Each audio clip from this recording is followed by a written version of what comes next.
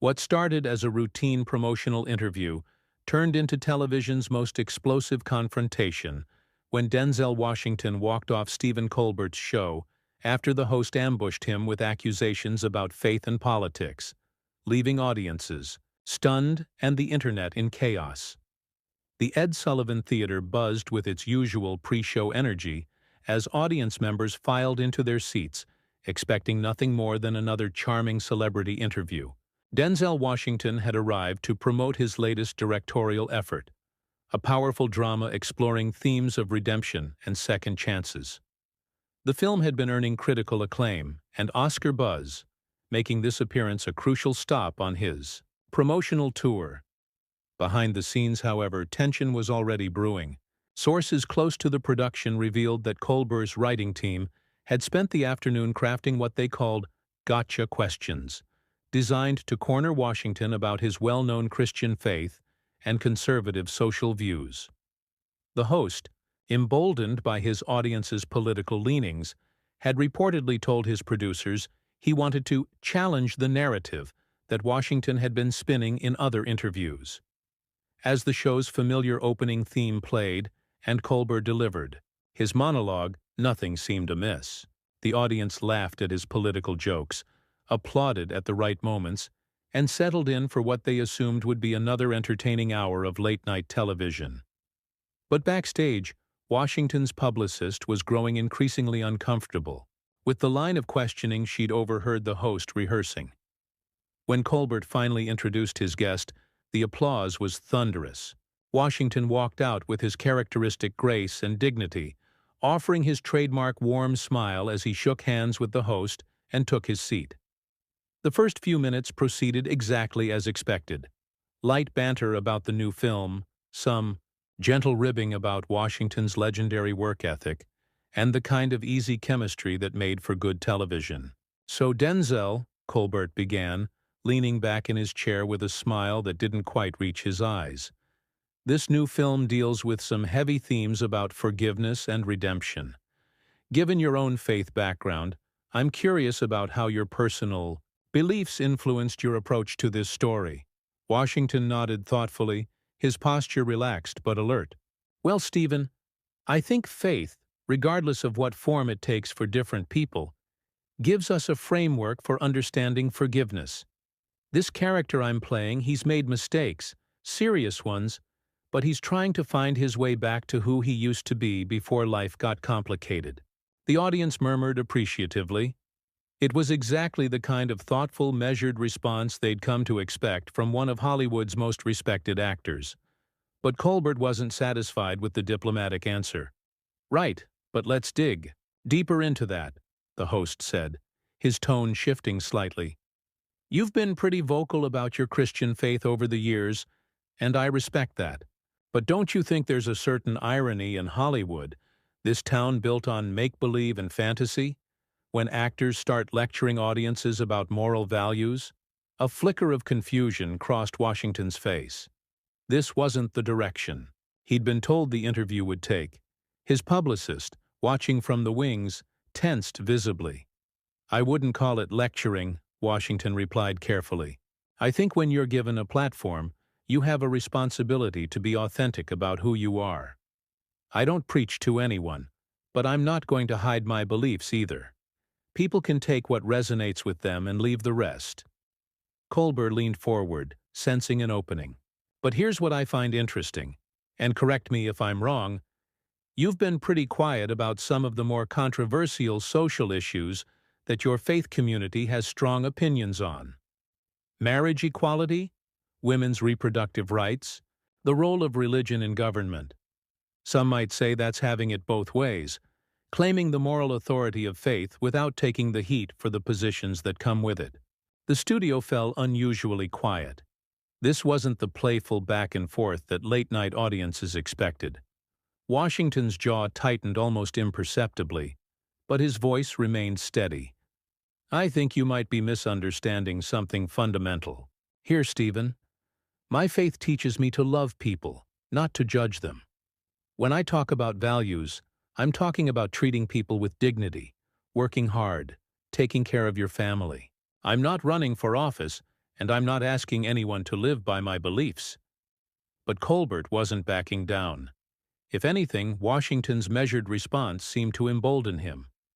Come on, though. You can't tell me that when you go to church, and I know you're regular churchgoer, that these issues don't come up, that your pastor doesn't have opinions about gay marriage or abortion, that you either agree with or you don't. The silence itself is a position, isn't it? The camera caught Washington's expression changing. The warm, media-trained smile was gone, replaced by something harder, more guarded. Are you interviewing me about my film, or are you trying to get me to take political positions so you can have a viral moment? A nervous laugh rippled through the audience. They could sense the shift in energy but weren't sure how to react. Colbert, however, seemed energized by the confrontation. I'm trying to have an honest conversation with someone who has influence and a platform. Look, I admire your work. I think you're one of the greatest actors of our generation. But when you talk about faith and values in interviews, when you make movies about redemption and second chances, don't you think audiences deserve to know where you actually stand on the issues that matter? Washington set his jaw, his hands gripping the arms of his chair. The issues that matter to who? To you? To your audience?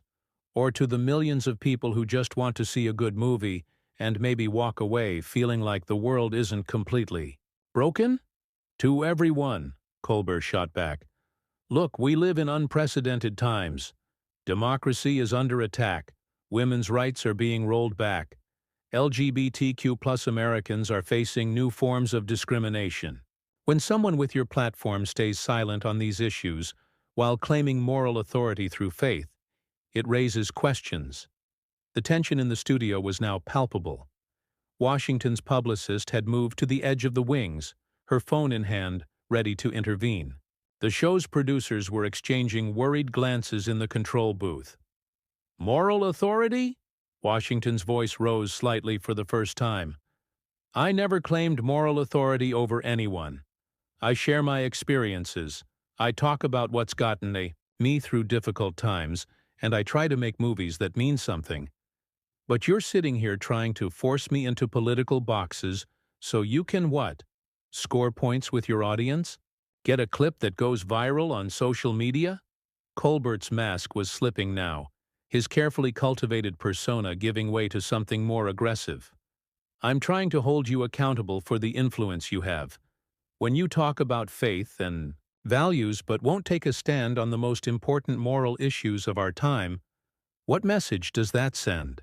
The message it sends, Washington said, his voice now carrying an edge that made several audience members shift uncomfortably in their seats, is that maybe, just maybe, a person's relationship with God and their understanding of right and wrong doesn't have to fit into your political categories.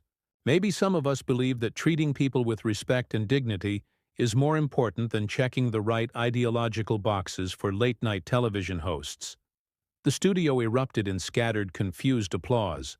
Some audience members were clapping enthusiastically, others sat in stunned silence, and a few were clearly uncomfortable with the direction the interview had taken. Colbert's face flushed red. So you're saying that staying neutral on civil rights issues is treating people with respect? Washington stood up abruptly, his composure finally cracking.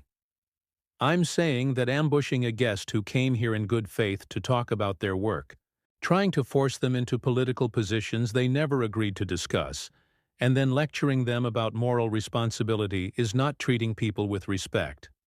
The audience gasped audibly. This was no longer an interview. It was a full-blown confrontation, and everyone in the studio could feel it spiraling out of control. Colbert, realizing he had pushed too far, but unable to back down without losing face, doubled down on his aggressive approach. Sit down, Denzel. We're having a conversation here. This is exactly the kind of deflection I'm talking about.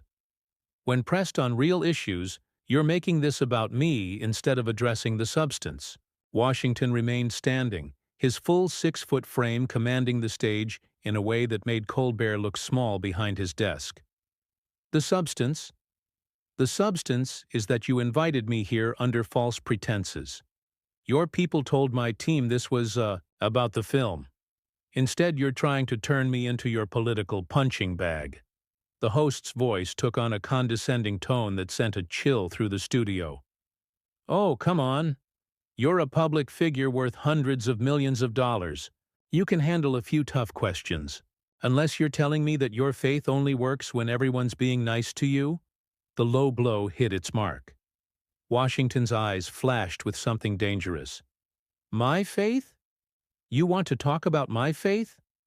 My faith taught me to turn the other cheek, Stephen.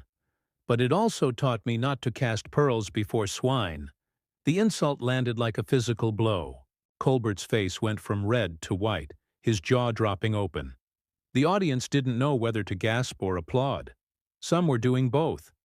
"Did you just call me a swine on my own show?" Colbert's voice was barely controlled, his hands trembling slightly as he gripped his index cards. Washington's voice remained steady, but his words cut deep. "I called it like I see it. You're sitting there, safe behind your desk, trying to tear down a man's character for entertainment. What would you call that?" The control room was in chaos. The executive producer was frantically signaling to cut to commercial, but Colbert waved him off. He was too far in to stop now, his ego wounded and his judgment clouded by anger. "I'll call it journalism," Colbert snapped. "I'll call it holding powerful people accountable. You walk around Hollywood playing the moral authority, making movies about redemption while staying silent on the issues that actually affect people's lives. That's not faith.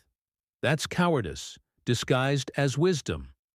The word cowardice hung in the air like a toxic cloud. Washington took a step closer to the desk, his presence filling the stage. "Cowardice? Let me tell you about cowardice, Stephen.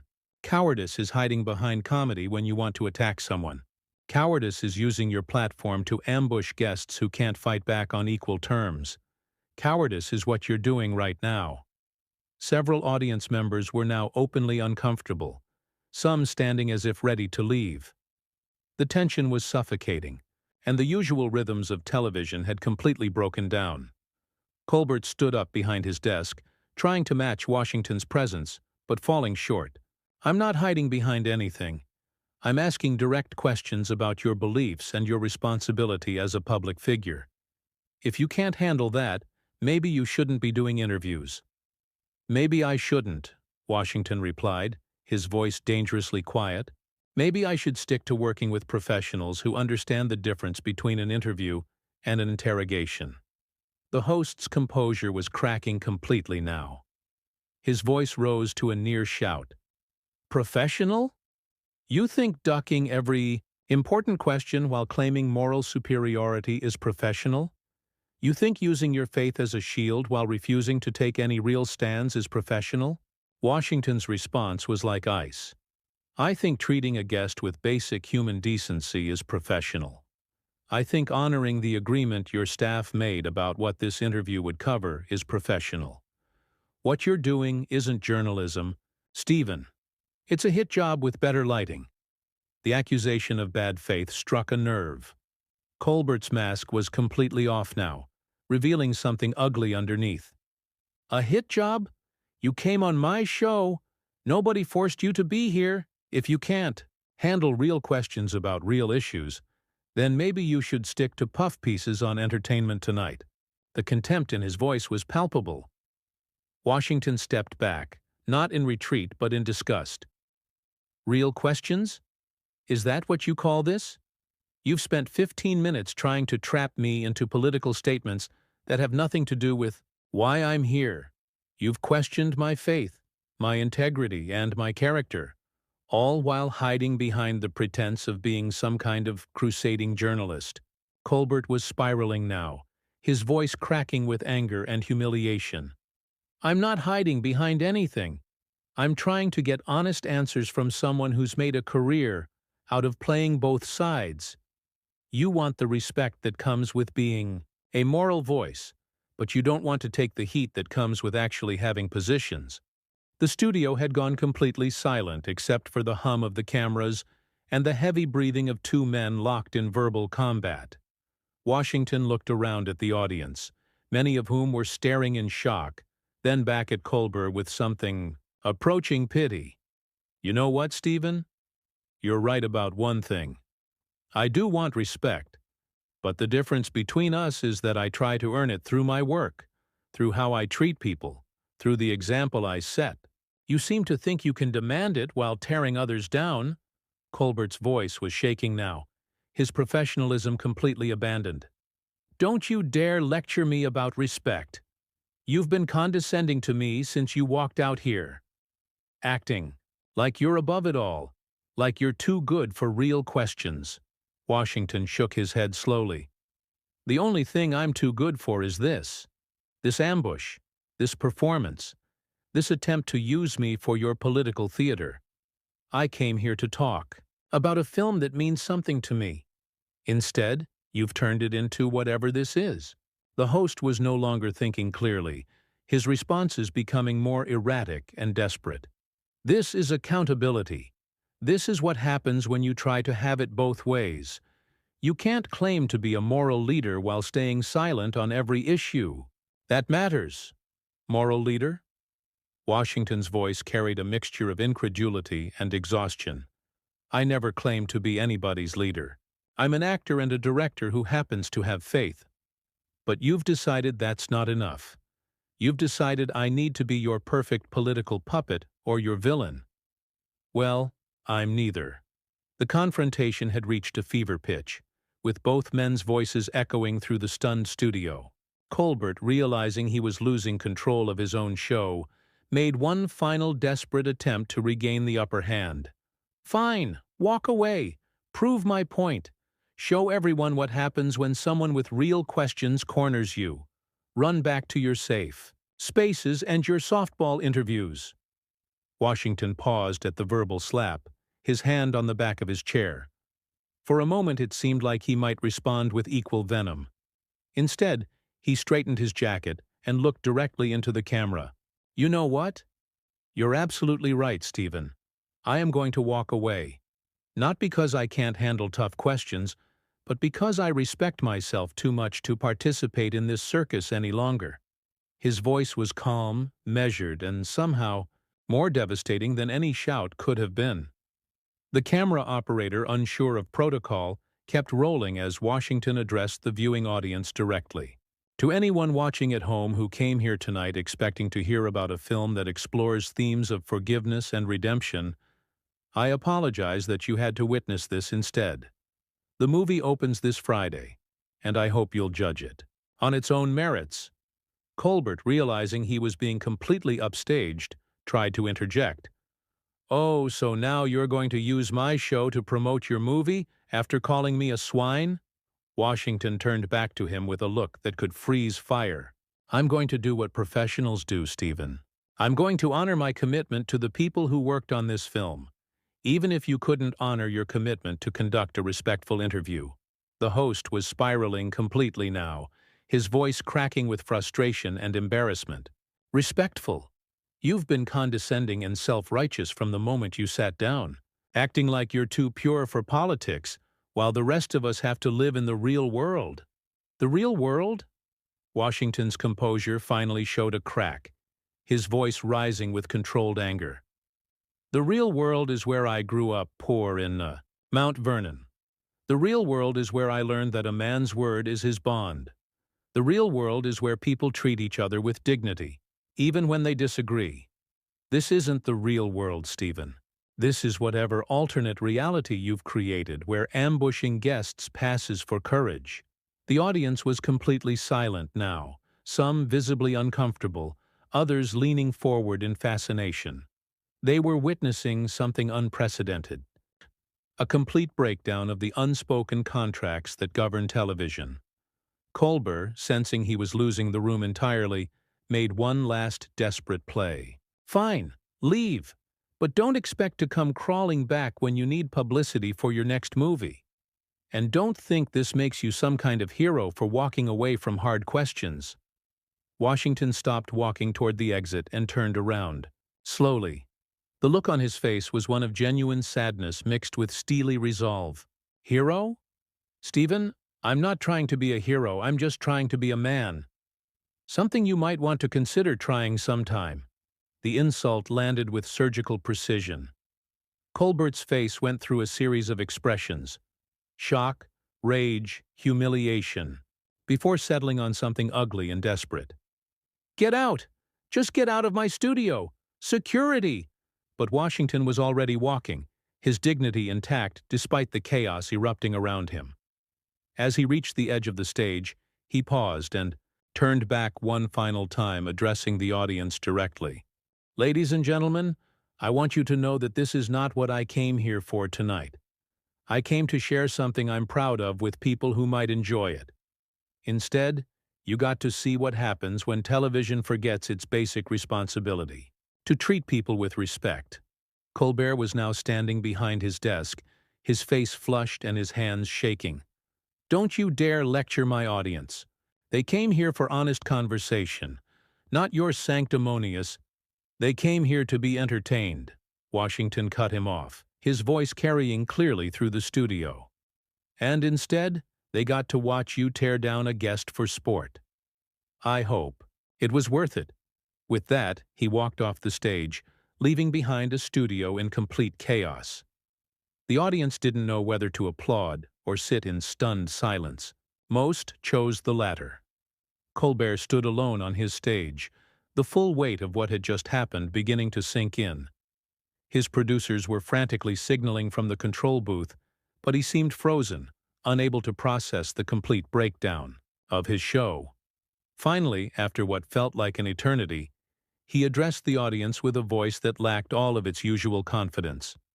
Well, that was unexpected. When we come back, we'll have musical guest. But the damage was done. The studio audience, many of whom had paid good money and waited months for tickets, began filing out during the commercial break. They had come for entertainment and left feeling like they had witnessed something ugly and uncomfortable. Backstage, Washington's team was waiting for him with coats and phones, already buzzing with calls from reporters and publicists. His longtime agent approached with concern etched on her face. Denzel, I'm so sorry about that. We had no idea he was planning to. It's not your fault, Washington said simply, putting on his coat with the same dignity he had maintained throughout the ordeal.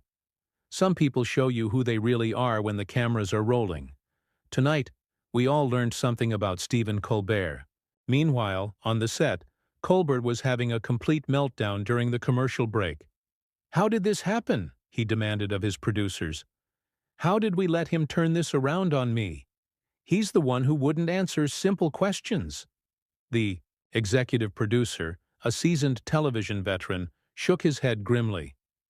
Stephen, I've been in this business for 30 years, and I've never seen anything like that. You completely lost control of the interview. I lost control? He's the one who stormed off after you called him a coward and questioned his faith for 15 straight minutes, the producer replied bluntly. This is going to be a nightmare to clean up. When the show returned from commercial, Colbert attempted to salvage what remained of the broadcast, but his usual charm and wit had abandoned him entirely. His monologue fell flat. His interaction with the musical guest was awkward and stilted, and the energy in the studio never recovered. By the time the show ended, clips of the confrontation were already spreading across social media. The hashtag Denzel walks out began trending within hours, with millions of viewers sharing their reactions to the unprecedented television moment. The next morning brought a reckoning that Colbert had not anticipated. His show's ratings plummeted. Advertisers began expressing concerns, and public opinion had turned decisively against him. Think pieces appeared in major publications questioning his conduct and professionalism. Washington, meanwhile, conducted himself with the same grace he had shown during the confrontation. When asked for comment by reporters, he simply said, I wish Mr. Colbert well, and I hope he learns from this experience. As for me, I'm focused on my work and the people who support it. The film Washington had come to promote opened to strong box office numbers, and critical acclaim, with many reviewers noting the irony that a movie about redemption and second chances had been overshadowed by a talk show host's inability to extend basic courtesy to his guest. Within weeks, Colbert's ratings had dropped significantly, and industry insiders were questioning whether he could recover from the damage to his reputation. The confrontation had revealed something about his character that many viewers found deeply unappealing, and the backlash was swift and severe. In the end, the clash between Denzel Washington and Stephen Colbert became more than just a television moment. It became a defining example of the difference between authentic dignity and performative outrage, between genuine principle and political grandstanding. One man had walked away with his integrity intact, while the other was left to face the consequences of his actions alone on his own stage.